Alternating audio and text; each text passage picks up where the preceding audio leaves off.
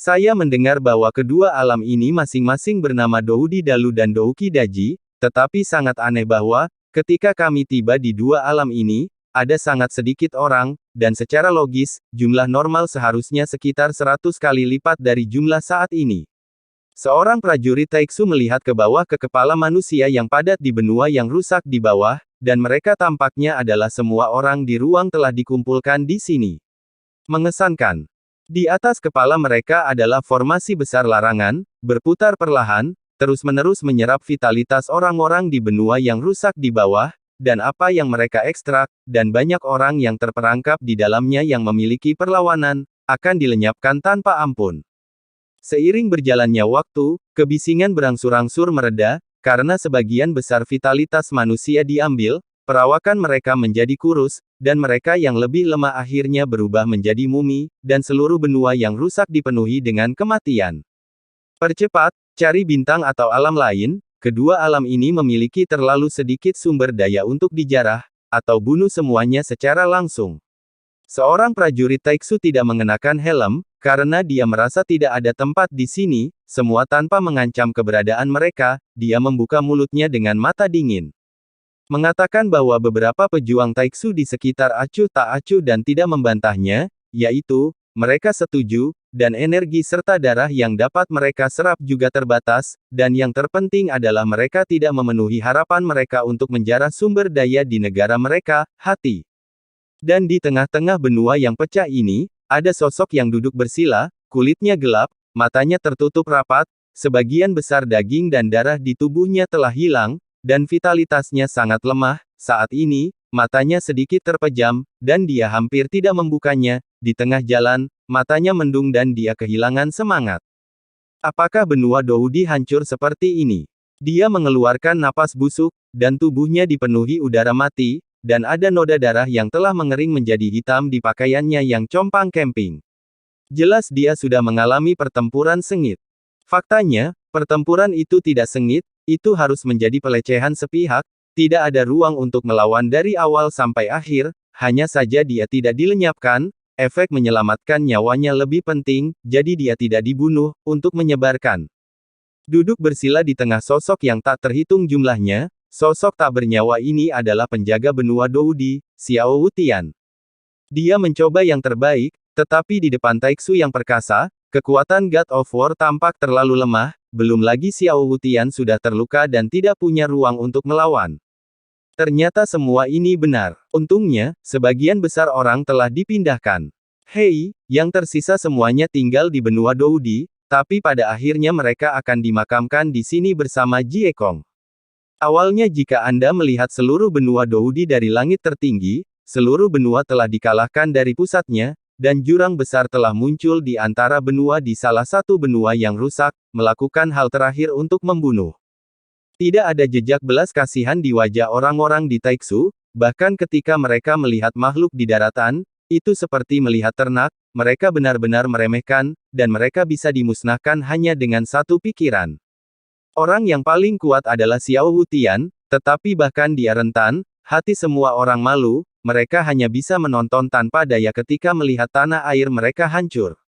Yang lebih menyiksa saat ini adalah menyaksikan kerabat dan teman di sampingku jatuh satu demi satu, menyaksikan mereka mati dan berubah menjadi mumi dengan mata kepala sendiri, tangisan yang menusuk hati memenuhi udara, dan semua orang yang mendengar suara itu membungkuk kepala mereka, karena mereka mengerti bahwa akhir setiap orang adalah sama. Arai besar di atas kepala.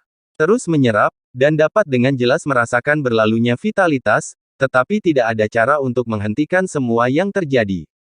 Pada saat ini, beberapa Taiksu tampaknya secara bertahap kehilangan kesabaran mereka, dan niat membunuh menyelimuti tubuh mereka.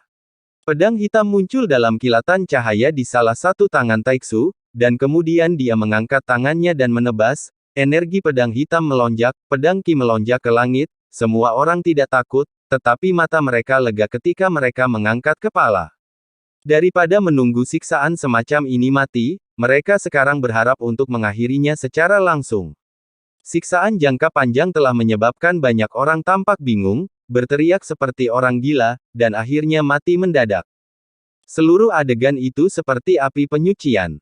Pedang Qi meraung ke arahnya, dan pedang ini mungkin membunuh orang yang tidak diketahui jumlahnya, bahkan Xiao Wutian hanya menghela nafas ringan, seolah-olah dia telah pasrah pada nasibnya. Benua Doudi akan menghilang, tidakkah kamu kembali dan melihatnya? Xiao Wutian bergumam dengan suara rendah, ini bukan pertama kalinya dia berpikir di dalam hatinya, tapi dia tahu itu antisipasi hanya bisa menjadi harapan, dan melihat prajurit Taiksu di atas kepalanya, Xiao Wutian tidak mengira Xiao Yan bisa mengalahkannya. Tinggalkan juga. Oke, orang-orang ini terlalu kuat, saya khawatir Anda tidak akan dapat menyelamatkan benua Doudi, itu saja, dan ini hidup di dunia dan mati di dunia ini, tidak ada yang tidak diinginkan.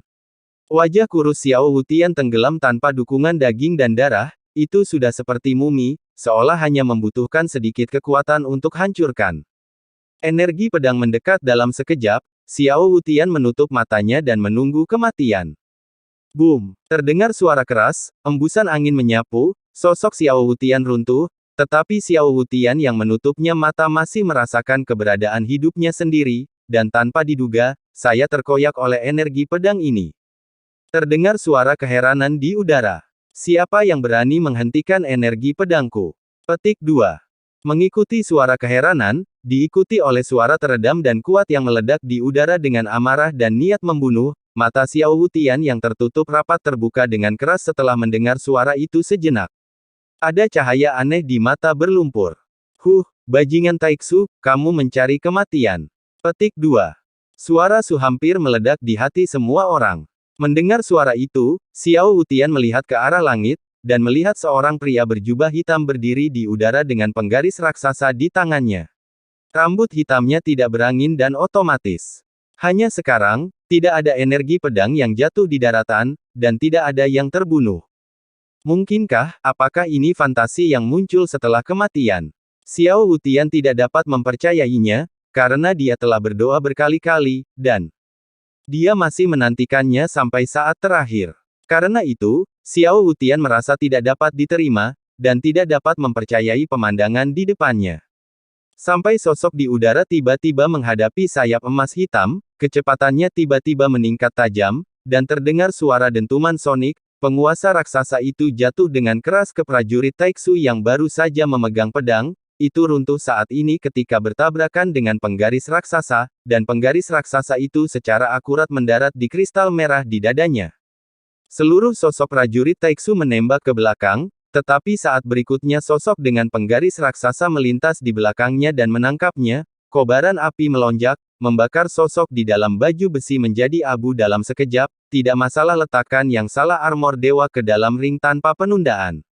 Ini, bukankah ini ilusi? Mata suram Xiao Wutian berangsur-angsur berubah menjadi cahaya terang, dan semua yang terjadi di udara terpantul di matanya.